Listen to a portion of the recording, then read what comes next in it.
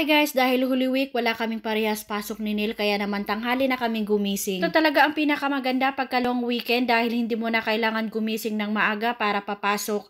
So ngayon ay gumising kami ng tanghali na, magna 9 o'clock na nga kami nagising ni Neil dahil nga sa kasarapan ng tulog namin. Naman ang almusal namin ay mag 9:30 na ng umaga, so ang sarap talaga pagka ganito na walang pasok kinabukasan. So nagkakape kami habang nanonood kami ng balita. Nga namin magkape ni Neil ay nagmuna siya sa aming nature strips at ako naman ay nag-spray ng mga weeds. Nagawa lang talaga namin to ang aming garden pagka tuwing weekend na wala kaming pasok talaga. So ngayon kasi ay long weekend kaya ito na yung panahon na ginawa namin ni Neil parehas. Dahil ngayong halaman sa harap ng bahay namin ay medyo dry na at parang mamamatay kaya naman tinanggal ni Neil at papalitan daw niya ng bago. Tapos nga lang namin ito mananghalian at medyo busog pa nga kami parehas, lalong lalo na ako at dahil napakarami ng aking kinain. Si Neil parang walang kapaguran, gusto niya talagang patapusin ito dahil ito lang talaga yung spare time namin na magagawa ito dahil nga long weekend kasi balik na kami sa trabaho namin sa Tuesday. Siya yung taga-bungkal ng mga halaman, ako naman yung tagaligpit at nilalagay ko sa malaking bag. Dito namin nilalagay sa malaking bag dahil nga wala kaming rubbish bin na green dito sa amin.